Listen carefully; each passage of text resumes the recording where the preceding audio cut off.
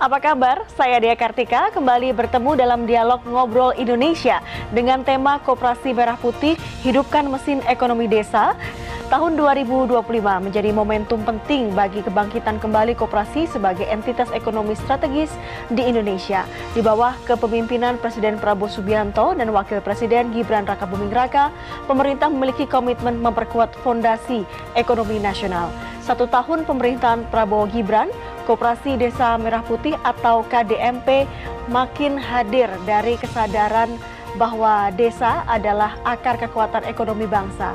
Inilah ikhtiar negara untuk mengembalikan koperasi pada jati dirinya sebagai soko guru ekonomi rakyat. Singkat kata, tujuan KDMP adalah untuk mempercepat pembangunan ekonomi melalui pembentukan koperasi sebagai motor penggerak ekonomi di tingkat desa dan kelurahan, serta menjadikan desa lebih mandiri dan rakyat lebih sejahtera. Tentu kehadiran Koperasi Merah Putih dikemas dengan tata kelola profesional dan dengan dukungan teknologi digital. Namun sebelum sesi dialog dimulai, kita akan simak terlebih dahulu informasi yang menjadi pengantar tema dialog kita pada sesi kali ini. Di tengah kondisi ekonomi global yang tidak menentu, Indonesia memutuskan untuk kembali menghidupkan program koperasi dengan tajuk Koperasi Merah Putih. Koperasi yang selama ini mati suri dicoba dihidupkan kembali oleh pemerintahan Prabowo Subianto. Sebanyak 80.000 lebih koperasi desa Kelurahan Merah Putih pada Senin 21 Juli 2025 di Klaten, Jawa Tengah diresmikan oleh Presiden Prabowo. Koperasi yang tersebar di 80.000 lebih desa di seantero negeri ini diharapkan mampu memutus panjangnya rantai distribusi barang dan mensejahterakan rakyat desa. Negara yang merdeka adalah negara yang bisa memberi makan rakyatnya. Rakyat yang merdeka, bangsa yang merdeka adalah yang bisa menjamin memberi kehidupan yang layak bagi seluruh rakyatnya. Dari sejumlah koperasi yang sudah beroperasi dan menjadi pelopor ini, Koperasi Merah Putih diyakini mampu mengangkat derajat ekonomi desa. Selain itu, Koperasi Merah Putih juga sebagai penopang ketahanan pangan dengan fungsi menjaga stabilitas pasokan dan harga bahan pangan.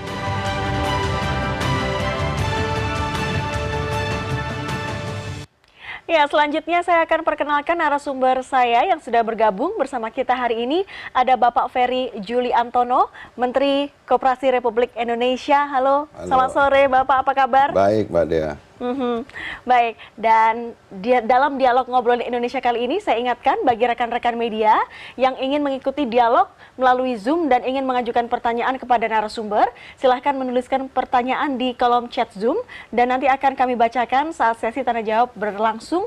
Dan langsung saja kita akan mulai dialog sore hari ini. Pak Ferry, terima kasih sudah bergabung bersama kami. Sama-sama.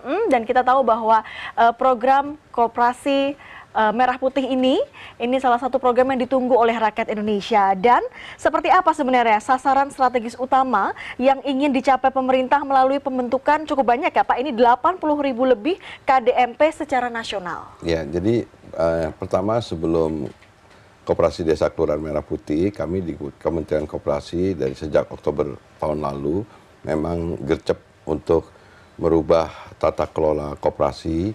Kemudian kita juga membentuk kedeputian baru tentang digitalisasi dan juga business development atau pengembangan usaha. Itu digitalisasi dan pengembangan usaha menjadi sekarang kebaruan yang dimiliki oleh Kementerian Koperasi dalam rangka untuk menjadikan koperasi itu menjadi entitas usaha yang makin modern dan kekinian dan relevan.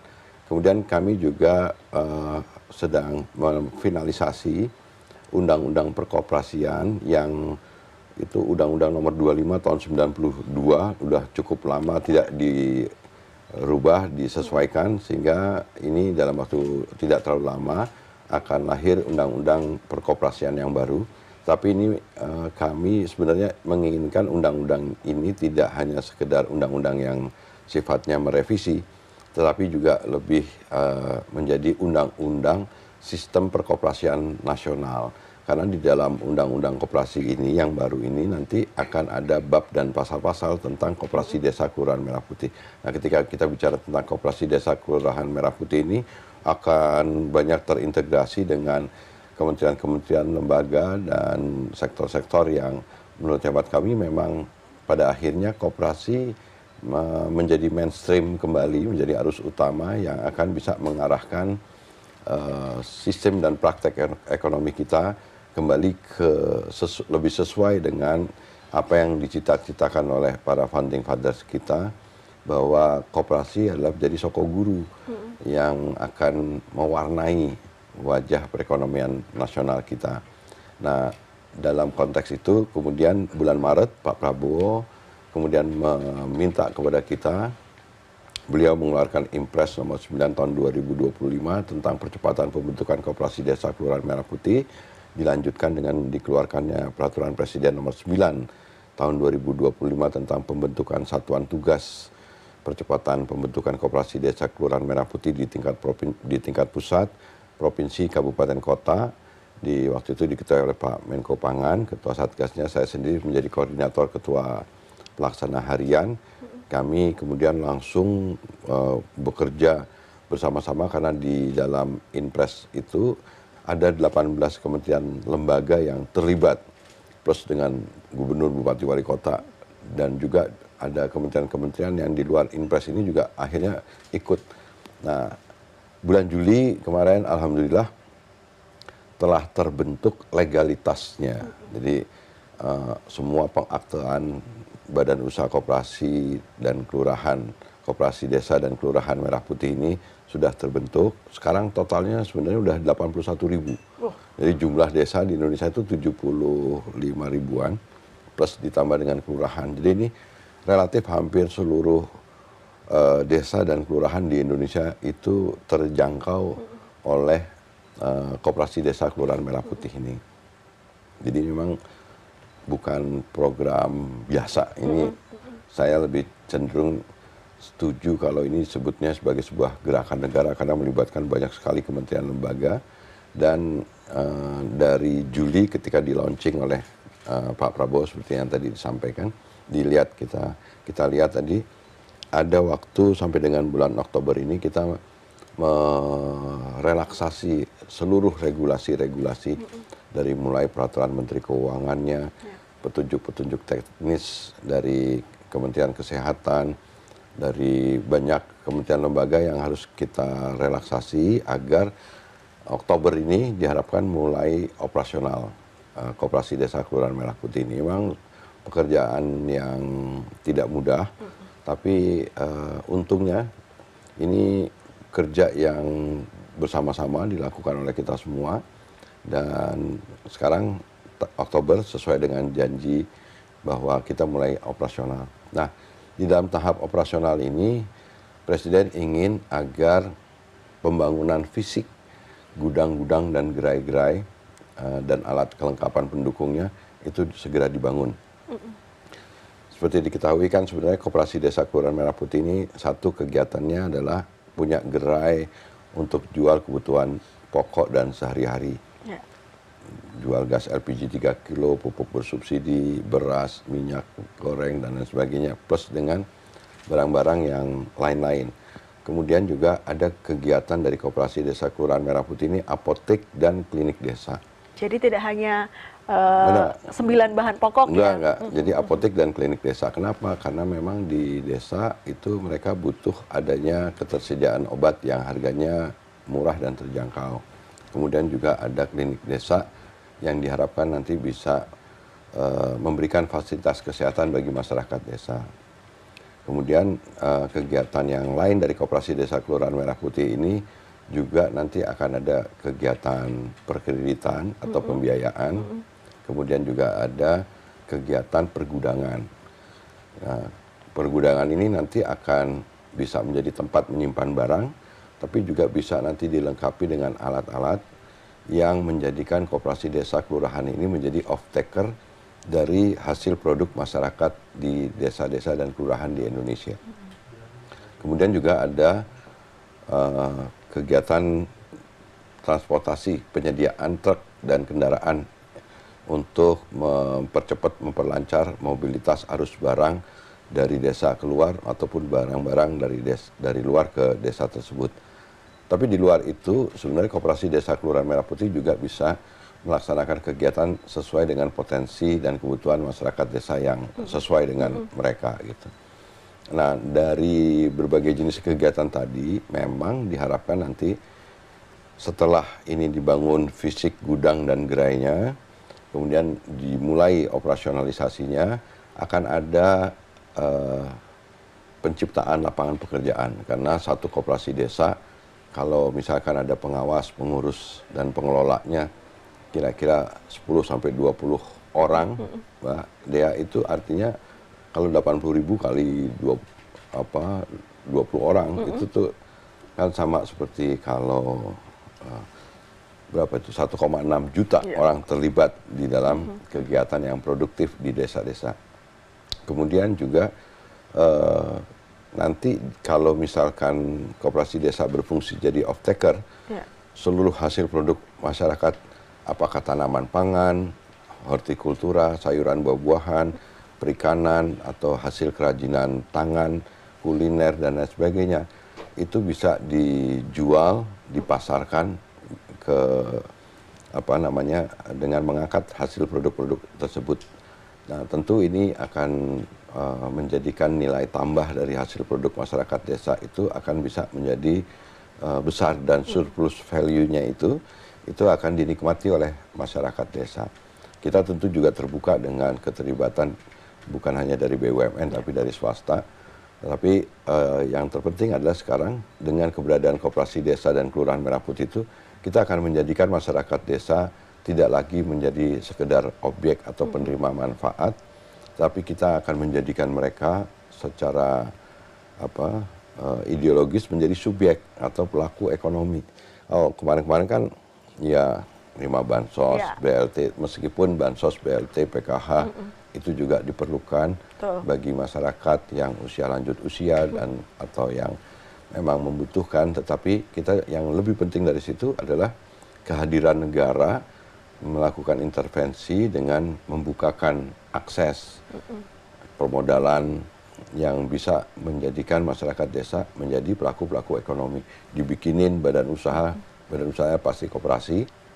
Nah, itu nanti akan ada perputaran uang yang akan mudah-mudahan nanti akan meningkatkan kontribusi koperasi terhadap produk PDB, maupun juga untuk kalau di desa ada pertumbuhan ekonomi di desa-desa, harapannya memang nanti akan membantu pertumbuhan secara agregat di tingkat nasional mencapai angka seperti yang diinginkan oleh Presiden, mencapai 8%. Jadi dulu masyarakat desa cuma jadi nasabah aja, mau minjem kredit susah gitu. Nah, sekarang oleh Presiden dibukakan akses permodalan, diberikan plafon setiap koperasi desa Kelurahan Merah Putih ini 3 miliar, tapi nanti bagian dari 3 miliar itu akan digunakan untuk membangun gudang-gudang dan gerai-gerai serta sarana kelengkapan pendukungnya, dan itu nanti akan kembali menjadi milik desa. Desa jadi punya aset, kemudian dikelola oleh koperasi, dan dari hasil kegiatan koperasi desa Kelurahan Merah Putih itu keuntungannya nanti juga ada imbal hasil untuk dana desanya. Jadi desa diharapkan bisa produktif, kemudian punya tambahan kas sendiri dan tambah punya aset. Nah, ini sebenarnya sesuai dengan asta cita ke-6, membangun dari desa dan dari bawah. Kenapa teori kita harus bangun dari desa dan dari bawah? Karena kalau desa tidak dibangun, Mbak Dea, itu nanti apalagi nggak ada penciptaan lapangan pekerjaan di situ, orang desa akan berbondong-bondong urbanisasi ke kota. Di kota mereka menjadi pekerja sektor informal, menjadi buruh pekerja di pabrik-pabrik, atau ya urbanisasi yang kemudian di kota juga seringkali menimbulkan masalah baru. Jadi yang benar adalah membangun desa, mereka ada lapangan pekerjaan, mereka yang tadinya sekarang di kota bisa balik lagi ke desa, dan anak-anak muda milenial sekarang bisa menjadikan koperasi di desa-desa mereka, di kelurahan mereka, menjadi alternatif tujuan untuk mereka bisa mengembangkan hidupnya mereka gitu. Kenapa dari bawah? Ya memang kalau sekarang kita lihat di dalam pertumbuhan ekonomi yang sekarang dalam kurun waktu berapa puluh tahun terakhir ini kan memang konservatif sekali, 5%-an. Tetapi dalam 5%-an itu sebenarnya hanya menguntungkan segelintir dari bagian dari masyarakat kita. Tapi sebagian besar masyarakat kita sebenarnya turun perlahan-lahan gitu. Karena apa? Karena memang pemerintah kurang dianggap berpihak kepada masyarakat kebanyakan. Nah, dengan kehadiran koperasi ini membuktikan sebenarnya negara hadir lagi untuk ngatur. Di desa itu Mbak Dea, di situ mata rantai distribusinya berkepanjangan. Harga-harganya malah mahal. Banyak sekali praktek rentenir, banyak sekali tengkulak, banyak sekali mereka terjebak dalam pinjaman online. Kemudian mereka juga tidak mendapatkan obat dan fasilitas kesehatan sehingga BPJS kesehatan sulit menjangkau mereka. Dan keuntungan yang didapat atau surplus value itu didapatkan dari aktor-aktor non negara yang ngambil untung terlalu banyak sehingga harga di tingkat produsen terlalu kecil, di tingkat konsumen jadi mahal. Nah, ini solusinya, ini nggak baik dalam sistem ekonomi yang seperti ini. Presiden ingin menegaskan dalam sikap politik beliau, arahnya sekarang benar. Kalau menurut saya keberhasilan pemerintahan Prabowo bersama Wakil Presiden Mas Gibran adalah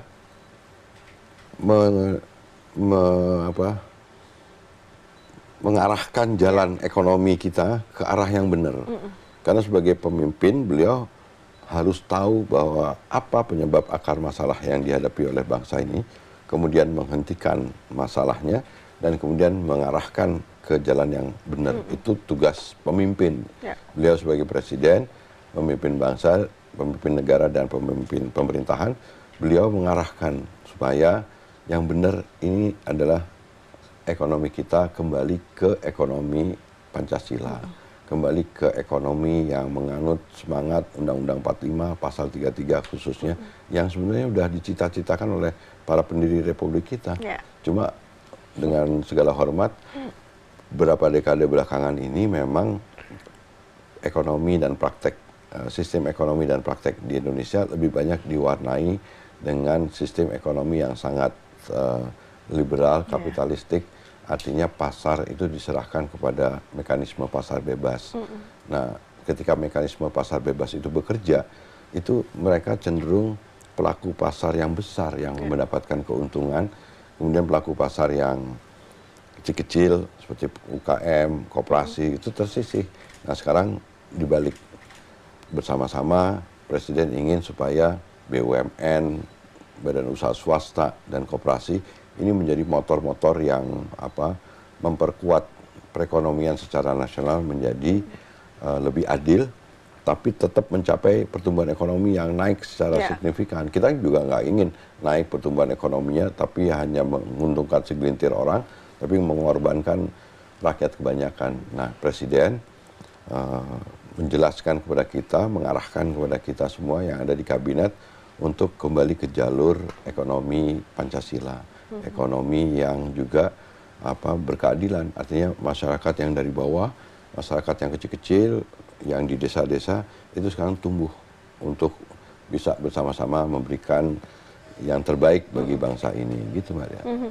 Pak Ferry tadi menyebutkan bahwa sudah ada Koperasi Desa Merah Putih sekitar 81.000 ya. Yang terbentuk secara legalitas. Betul. Pada saat launching oleh Pak Prabowo waktu di Klaten, itu kita bersamaan ada 100 mock-up yang kita bikin.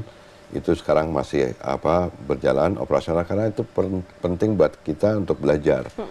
Kan memang ini adalah sesuatu yang baru, jadi kita perlu bikin mock-up-nya, percontohan-percontohannya supaya bisa diuji gitu. Kemudian relaksasi regulasinya pun juga butuh waktu. Memang ini tidak gampang. Nah, Oktober ini kita mulai operasionalisasinya. Nah, ini nanti pembangunan fisik, gudang, gerai, dan sarana pendukung semuanya disiapkan. Terus kemudian nanti pelatihan-pelatihan yang diberikan kepada pengurus-pengurus koperasi itu kita siapkan. Kementerian Koperasi kebetulan mendapatkan mandat dari Inpres itu untuk mempersiapkan model bisnis dan modul-modul pelatihannya. Modul-modul pelatihannya juga sudah kita sesuaikan dengan relevansinya. Kemudian juga model bisnisnya nanti, model bisnisnya gini Mbak Dia. Jadi nanti setelah koperasi desa ini terbangun, mereka bisa menyalurkan barang-barang, menjual barang-barang dengan harga yang murah dan terjangkau.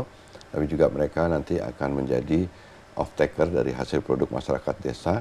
Nanti diproses, dipasarkan oleh hub atau agregatornya untuk bisa dijual hasil produk masyarakat yang ada di desa-desa dan kelurahan itu, bisa dijual di domestik, di nasional maupun di internasional. Dan hub agregator ini juga nanti akan dilengkapi dengan alat-alat yang akan meningkatkan mutu dan kualitas dari barang-barang hasil produk masyarakat desa. Contoh, misalkan masyarakat desa itu ada tanaman pangan, mereka produksinya padi, misalkan nanti akan di koperasi desa atau hub agregator ini nanti akan ada dryer yang supaya mutu kualitas hasil gabah kering panen petaninya itu juga meningkat. Kemudian kalau sayuran, buah-buahan nanti juga ada alat pengatur suhu supaya kualitas dan harganya juga tidak drop.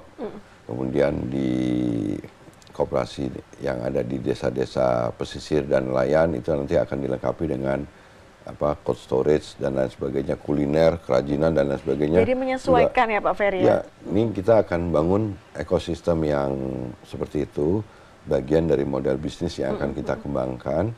Dan sekarang dengan digitalisasi, kita di Kementerian Koperasi sedang membangun super app sistem informasi manajemen koperasi desa yang akan nanti bisa menjadi referensi informasi bagi kegiatan apapun yang ada di koperasi-koperasi desa Kelurahan Merah Putih ini.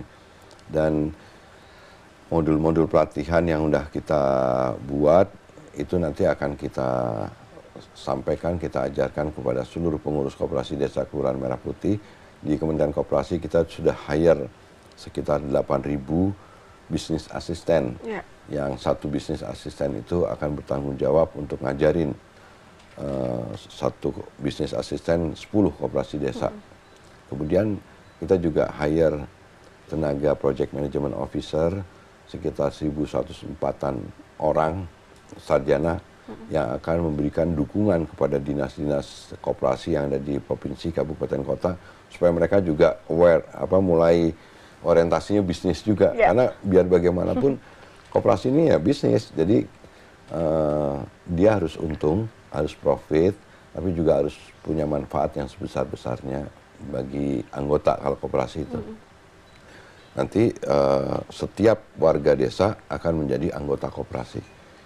Nah, koperasi nanti akan bisa jual barang-barang dan lain sebagainya. Nah, tapi juga yang menarik adalah ketika kita sekarang kemarin yang membentuk koperasi desa di tahap legalitasnya, sekarang kita mulai operasional, kita keliling nih di banyak desa. Kita sebenarnya koperasi desa ini juga bisa membantu pemerintah untuk mengatasi desa-desa yang masih belum ada listrik gitu. Kemudian kita bisa, koperasi desa Kelurahan Merah Putih ini juga bisa membantu menyelesaikan desa-desa yang belum terkoneksi internet. Kemudian kita bisa membantu pemerintah pusat, koperasi desa ini menjadi tempat instrumen yang paling bawah supaya nanti program-program dari pemerintah pusat, bansos, PKH, BLT itu bisa lebih tepat sasaran dan lain sebagainya. Itu pentingnya ada instrumen infrastruktur koperasi desa kelurahan yang terbawah. Sehingga kalau sekarang kan banyak sekali sering kita dengar kurang tepat sasaran dan lain sebagainya gitu. Kalau sekarang diharapkan nanti koperasi desa Kelurahan Merah Putih ini bisa menjadi alat. Jadi fungsi Kopdes itu yang pertama menjadi penyalur barang-barang menjual barang-barang dengan harga yang murah dan terjangkau buat masyarakat desa. Yang kedua menjadi off-taker, menampung hasil produk masyarakat desa. Yang ketiga menjadi instrumen yang akan menjadikan program-program dari pemerintah pusat itu menjadi lebih tepat sasaran. Nah, kita akan sekarang mulai tahap operasional. Besok saya bersama Pak Wakil Panglima TNI atau mungkin Pak Panglima TNI dengan beberapa menteri akan melakukan groundbreaking pembangunan gudang dan gerai-gerai koperasi desa Kelurahan Merah Putih yang ada gitu. Pak Ferry, ini tadi Bapak mengungkapkan bahwa ini bukan sekedar program tapi gerakan negara. Dan detail sekali tadi dijelaskan soal bagaimana koperasi desa Merah Putih ini beroperasional begitu. Untuk anggaran yang sudah dianggarkan berapa, dan kemudian anggaran yang ingin dicapai di tahun depan apakah sudah dihitung, Pak? Sudah, dan kami sudah sering mengadakan rapat dengan Pak Menteri Keuangan, juga di beberapa kali rapat kabinet terbatas yang dipandu langsung oleh Bapak Presiden. Anggaran untuk koperasi desa Kelurahan Merah Putih yang diberikan sekarang plafonnya 3 miliar itu tinggal dikali 80.000 ya, sebenarnya 240 triliun totalnya, tapi nanti kan akan dibagi setiap tahunnya disesuaikan dengan kebutuhannya gitu. Tetapi multiplier efek dari uang yang dikucurkan kepada koperasi desa Kelurahan Merah Putih tadi, multiplier efeknya di desa akan ada pertumbuhan ekonomi desa, dan kemudian mereka bisa produktif dengan pendapatan yang diharapkan didapat oleh masyarakat desa. Nanti akan ada konsumsi yang akan dikeluarkan oleh masyarakat desa. Jadi kalau makin sejahtera kan makin sebenarnya menguntungkan buat negara daripada uang yang dikucurkan pertama tidak tepat sasaran.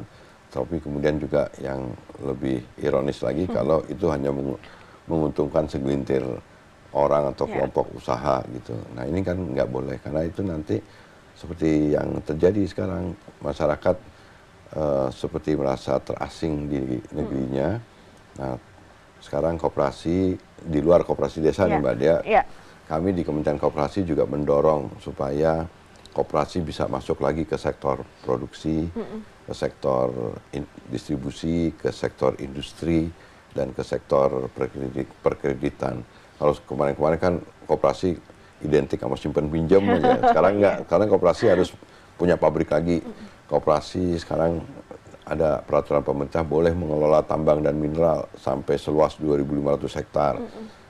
Koperasi boleh mengelola sumur-sumur minyak rakyat gitu. Itu sesuatu terobosan-terobosan yang sebenarnya ini akan memberi ruang bagi peningkatan kesejahteraan masyarakat banyak gitu. Jadi kalau koperasinya maju, Mbak Dea, itu pasti akan membuat masyarakat yang menjadi anggota koperasi itu akan jadi ikut maju. Beda kan kalau korporasi itu kan pemegang saham. Nah, itu jadi kalau PT-nya maju, yang untung pemegang sahamnya. Nah, masyarakat kan di situ kalau di dalam entitas korporasi itu kan hanya jadi pekerja. Nah, tapi kalau di koperasi beda. Kalau koperasinya maju, itu nanti akan dinikmati oleh anggota, karena anggota punya hak dan kewajiban yang sama. Nah, nanti tinggal masalahnya bagaimana koperasi ini dikelola dengan baik, dengan profesional, dengan modern. Kita akan minta dukungan semua pihak untuk ikut membantu melakukan mitigasi resiko dan pengawasan. Kami tadi pagi bersama dengan pihak Kejaksaan Agung, kita bekerja sama untuk menggunakan aplikasi Jaga Desa, dan kita dari Kementerian Koperasi menambahkan fitur tentang koperasi desa, sehingga nanti mitigasi resiko dan pengawasan itu bisa dilakukan oleh pihak-pihak di luar koperasi, pihak kejaksaan atau aparat yang lain-lainnya gitu. Jadi insya Allah dengan sistem yang baik, dengan personil yang baik, dengan sistem pengawasan yang baik, operasionalisasi koperasi desa Kelurahan Merah Putih ini akan jadi bisa jadi bagus dan modern gitu. Pak Ferry, sebelum kita ke segmen berikutnya yakni melihat pertanyaan yang sudah dilontarkan oleh teman-teman wartawan yang menyaksikan dialog kita pada sore hari ini. Terakhir, saya mau bertanya soal ini, bagaimana Koperasi Desa Merah Putih ini dijadikan instrumen utama untuk mencapai target swasembada pangan berkelanjutan dan juga mewujudkan Asta Cita kedua sesuai dengan amanat Inpres nomor 9 tahun 2025. Saya jawab langsung ya. Ya, silakan. Kan produksi sekarang sudah berhasil mencapai target produksi pangan ya. Pangan itu tanaman pangan, hortikultura, perkebunan, perikanan. Khusus tanaman pangan, produksi gabah beras kita sudah meningkat.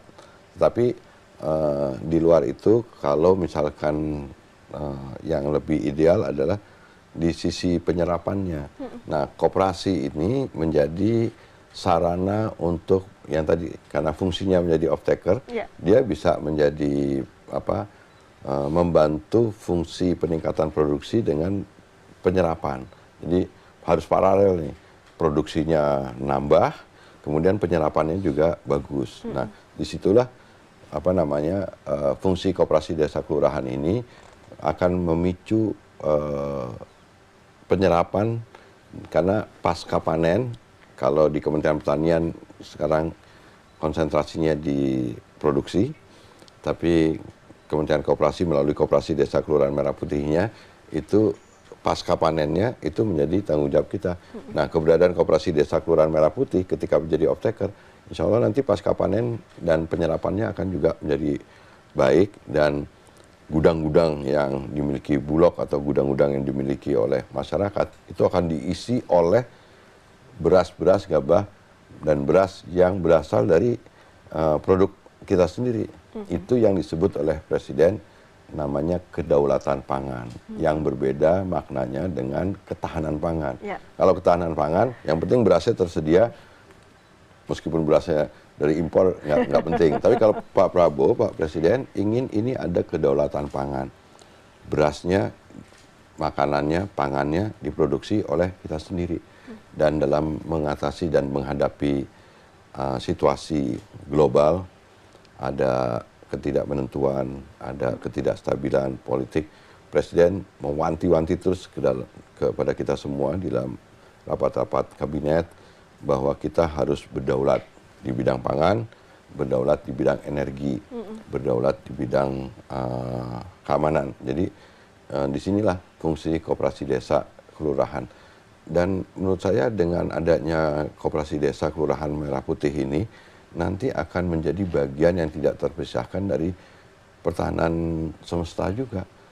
Dan Presiden ingin di setiap daerah itu sekarang harus menjadi tempat atau pusat cadangan-cadangan pangan dan energi, yang kita nggak boleh lagi tergantung dari pihak luar, dari negara lain. Gitu. Ini disinilah koperasi sebenarnya udah diajarin oleh founding fathers kita, terutama oleh Bung Hatta, oleh Pak Margono Djayadikusumo yang juga kakeknya Presiden, bahwa koperasi itu adalah alat perjuangannya rakyat dan sudah sesuai dengan karakteristik masyarakat Indonesia yang gotong royong, yang kebersamaan dan lain sebagainya. Dan koperasi ini akan kalau hadir dengan dan berjalan baik akan lebih menjadikan ekonomi itu lebih adil gitu.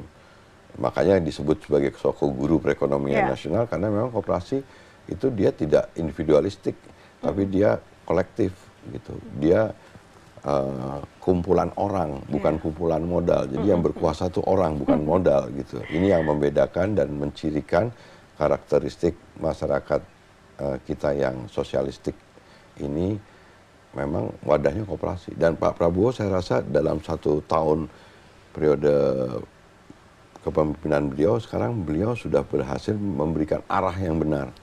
Kita sekarang menjadi terbuka gitu. Pentingnya sekolah rakyat, pentingnya makan bergizi, pentingnya koperasi hadir lagi supaya desa, orang yang terbelakang, orang yang nggak pernah mendapatkan fasilitas akses pendidikan, kesehatan, ekonomi dan lain sebagainya sekarang dibuka semuanya. Dan saya rasa betul.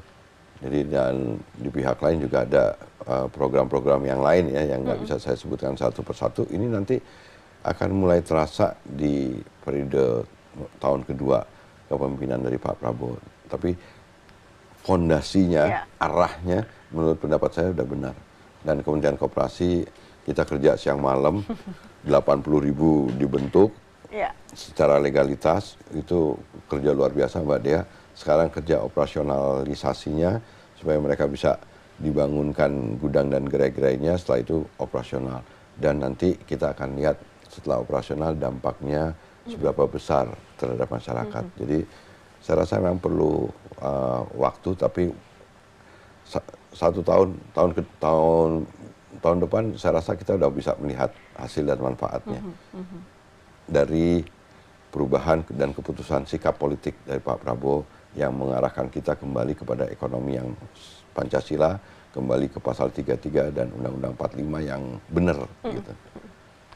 Baik, berikutnya kita sudah mengumpulkan juga beberapa pertanyaan yang sudah diajukan oleh para peserta dialog kali ini. Saya akan bacakan satu persatu dan setelah itu kami persilakan nanti Bapak Ferry untuk menjawabnya. Ini kita pertanyaan pertama ini dari Fajarel, rakyatmerdeka.id. Pertanyaannya, program revitalisasi koperasi desa mana yang paling terbukti meningkatkan pendapatan anggota dan strategi apa yang membuat model tersebut bisa direplikasi di desa lain? Ini Pak pertanyaan. Dari 100 mock-up yang kemarin berbarengan pada saat launching di bulan Juli itu, ada beberapa koperasi-koperasi desa yang dibina oleh koperasi-koperasi pondok pesantren yang kemudian mereka sekarang punya pendapatan yang sangat besar. Sekarang dari retailnya, dari retailnya itu di beberapa koperasi desa di Jawa Timur itu bisa menjadi contoh bagaimana sebenarnya usaha retail itu sekarang bisa berkompetisi secara sehat dengan retail-retail modern yang ada. Di sana di Jawa Timur tumbuh koperasi-koperasi pondok pesantren yang sudah sukses existing. Itu ada contoh misalkan Basmalah Mart, bisa ada banyak mart-mart yang ternyata bisa bersaing, mengalahkan retail-retail modern yang ada gitu. Nah, koperasi-koperasi pondok pesantren yang berhasil ini, mereka membimbing koperasi-koperasi desa kelurahan yang ada dan mereka bisa berjalan dengan baik. Itu contoh ada koperasi yang di Tuban yang pernah waktu itu sempat heboh ketika pertama kali di launching terus bubar. Sekarang kemarin saya kunjungi, sekarang omsetnya udah puluhan bahkan ratusan juta. Dan itu membuktikan sekali lagi bahwa sebenarnya quote and quote sebenarnya masyarakat kalau diberikan akses baik modal, diberikan akses teknologi, manajemen, rasanya mereka bisa gitu. Nah, itu contoh gitu. Dan itu bisa kita replikasi, makanya replikasi yang kami buat adalah sekarang koperasi-koperasi yang existing dan berhasil itu kita minta mereka menjadi semacam kakak angkat atau kakak asuh dari koperasi desa kelurahan yang ada di daerahnya mereka. Saya kemarin ketemu dengan Kadin, dengan HIPMI, dengan teman-teman dunia usaha. Saya mengadakan kerjasama dengan mereka untuk mereka bersedia menjadi semacam kakak asuh. Karena bisnis itu kan memang sesuatu yang harus diajari secara praktek gitu. Jadi bukan diajari secara teori gitu. Jadi teman-teman pengusaha-pengusaha itu mengajarkan kepada koperasi-koperasi desa. Dan training-training kita, modul-modul kita pun juga harus lebih banyak ke sisi praktek dibandingkan teorinya. Gitu. Baik, pertanyaan kedua ini juga sebenarnya bikin saya penasaran Pak Ferry. Ini aplikasi Kopdes di Android sudah membantu memudahkan. Tapi ini ada keluhan banyak warga gagal mendaftar karena data pribadinya disebut sudah digunakan padahal belum pernah mendaftar. Selain itu, pengajuan pinjaman masih harus datang ke kantor. Bagaimana pemerintah menindaklanjuti keluhan ini? Ya. Sistem informasi koperasi desa ini memang baru kita bangun, microsite, dan itu pengumpulan input-input dari mulai daftar nama pengawas, pengurus, lokasi, dan lain sebagainya itu sebenarnya memang dalam teorinya harusnya cepat. Tapi kan kembali kita juga harus memaklumi bahwa tingkat pengetahuan masyarakat di desa itu kan harus dibimbing mereka untuk diajari input, jadi harus ada kesabaran dan butuh waktu gitu. Jadi memang sambil kita menyempurnakan sistem informasi koperasi desanya, tapi kita juga paralel dengan itu harus punya kesabaran ngajarin masyarakat desa untuk input yang benar, cara bagaimana untuk mendata mereka. Belum lagi kalau terkendala masalahnya karena internetnya nggak ada, sinyalnya nggak ada, gitu-gitu. Jadi memang ini saya sih merasa beruntung Mbak Dea, mendapatkan tanggung jawab untuk mengoperasionalkan Koperasi Desa Kelurahan Merah Putih sesuai dengan keinginan Bapak Presiden. Karena sebenarnya ini ada kesempatan sejarah yang luar biasa, kita bisa juga sekaligus beresin masalah desa-desa kita gitu. Yang sebenarnya setelah 80 tahun kita merdeka harusnya kita nggak nemukan lagi masalah-masalah ini, tapi ternyata masih ada kendala-kendala yang mendasar yang sekaligus saja kita pecahin gitu. Jadi memang perlu waktu, tapi terima kasih masukannya. Nanti aplikasi SIMKOPDes yang ada kita akan terus perbaiki. Kita di Kementerian Koperasi juga saya sudah minta dalam waktu dekat ini kita akan ada control room yang akan bisa kita lihat pelayanan jasa, pelayanan inputnya, progres, kecepatan penyelesaian, semuanya, pokoknya kita percepat gitu. Baik. Dan pertanyaan ini baru juga soal di Kementerian Koperasi digitalisasi ini gitu. Pak Ferry, pertanyaan yang berikut ini juga sebenarnya sudah terjawab sedikit, tapi mungkin ini supaya puas ya. Mas Dul dari beritamoneter.com, ini pertanyaannya bagaimana mitigasi resiko dan pengawasan soal Koperasi Merah Putih ini katanya. Tadi udah kita bekerja sama dengan Kejaksaan, kebetulan mereka punya aplikasi Jaga Desa. Aplikasi ini dibuat oleh Kejaksaan Agung. Waktu itu mungkin ya, waktu tahun-tahun pertama dana desa ada fraud dari penggunaan dana desa, sehingga banyak masalah kepala desa yang waktu itu. Tapi sekarang setelah ada aplikasi Jaga Desa, sekarang rata-rata penggunaan dana desanya pun juga udah semakin baik. Nah, kami daripada harus bangun baru, kita tinggal minta Kejaksaan untuk menambahkan fitur baru aja tentang koperasi desa. Dan terbukti efektif, pihak Kejaksaan Agung juga terbuka, dan mitigasi resikonya dari situ. Jadi sebenarnya nggak perlu investasi terlalu mahal, kita bisa kerjasama. Penambahan fitur di aplikasi Jaga Desa itu diharapkan bisa melakukan pengawasan sekaligus mitigasi resiko. Jadi pengawasan kalau di koperasi ini kan ada yang dari dalam, karena ada pengawas koperasi, ada anggota ikut ngawasin. Tapi juga ada pengawasan yang berasal dari luar koperasinya. Ada yang tadi dari aplikasi Jaga Desa dari yang dimiliki oleh Kejaksaan Agung. Nanti akan ada pihak-pihak lain dari aparat penegak hukum yang akan terlibat. Tapi mitigasi resiko penting menurut saya. Gitu. Nah, modul-modul seperti kayak bank-bank himbara sekarang yang diberi mandat untuk bisa menyalurkan plafon pencairan plafon kredit yang diberikan kepada koperasi desa, mereka juga bikin modul-modul yang tata cara pencairan pinjaman, dan juga mereka bikin modul tata cara pembuatan proposal yang sederhana yang akan bisa membekali para pengurus dan pengelola koperasi menjadi paham bagaimana. Jadi saya rasa sekarang udah makin modern gitu. Makin modern.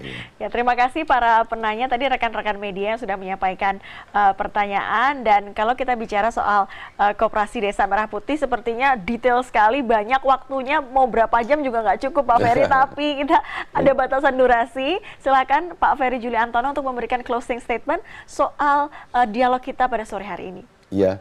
Sebenarnya sekarang transformasi atau perubahan dari ekonomi yang semula sangat liberal kapitalistik menjadi ekonomi yang sesuai dengan konstitusi kita, sesuai dengan pasal 33 ini sebenarnya sudah memberikan arah yang benar kepada bangsa ini, dan di bawah kepemimpinan Presiden Prabowo Subianto sebagai kepala negara dan sekaligus kepala pemerintahan, kami semua sekarang tinggal ikut, dan koperasi yang menjadi badan usaha yang diharapkan punya andil yang sama besarnya dengan BUMN dan badan swasta, badan usaha swasta ini akan semoga bisa menjadi membuat sistem ekonomi kita menjadi semakin baik. Dan ketika nanti Koperasi Desa Kelurahan Merah Putih mulai operasional, nanti akan ada penciptaan lapangan pekerjaan, akan ada kegiatan produktif di pedesaan, akan ada pertumbuhan ekonomi di desa-desa, kita akan mengurangi masalah-masalah yang muncul di perkotaan, kita akan kembali menjadikan desa daerah yang akan tulang punggung dari ekonomi kita. Dan saya rasa kalau ada pertumbuhan ekonomi di desa yang merata, nanti mereka akan menjadi produktif, mereka punya pendapatan kesejahteraan yang makin baik, mereka juga akan mendorong menjadi bisa belanja, bisa segala macam seperti layaknya bagian dari masyarakat yang lain-lain di negara kita. Jadi Koperasi Desa Kelurahan Merah Putih ini adalah amanat konstitusi. Ini adalah perjuangan dan tentu menurut bukan tidak mudah, tapi saya yakin dengan keputusan dan sikap Presiden, kami semua dengan dukungan semua pihak, karena sekali lagi Koperasi Desa Kelurahan Merah Putih ini bukan sekedar program pemerintah, tapi ini adalah sebuah gerakan negara. Kita semua bertanggung jawab untuk mengarahkan kembali jalannya ekonomi kita sesuai dengan konstitusi. Jadi mohon doanya Mbak Dea supaya kita jalanin koperasi desa khususnya dan koperasi-koperasi yang lain-lainnya menjadi lebih baik lagi, lebih punya manfaat dan akan menjadi kekuatan alternatif dari masyarakat. Terutama kita bisa mengatasi kemiskinan, mengurangi keterbelakangan, dan kita bisa tumbuh bersama, sejahtera bersama, dan itu harapannya dari para pendiri Republik. Amin. Mudah-mudahan apa yang dicita-citakan, apa yang direncanakan, terutama untuk gerakan negara ya Pak ya, Koperasi Desa Merah Putih ini segera terlaksana dan lancar selalu. Ya. Terima kasih Mbak Baik, Dea. terima kasih. Ya, 1 tahun pemerintahan Prabowo Gibran, Koperasi Desa Merah Putih menjadi simbol nyata dari semangat kemandirian ekonomi bangsa. Bukan sekedar wadah usaha, Koperasi Desa Merah Putih dirancang sebagai gerakan besar untuk memperkuat fondasi ekonomi rakyat agar kemakmuran bisa dirasakan bersama. Demikian dialog FMB 9 Ngobrol Indonesia kali ini dengan tema Koperasi Merah Putih. Terima kasih Bapak Ferry Juliantono. Ya, terima kasih. Menteri Koperasi yang sudah hadir bersama kami dan juga kami ucapkan terima kasih kepada rekan-rekan media yang sudah hadir. Saya Dea Kartika, pamit undur diri. Sampai jumpa.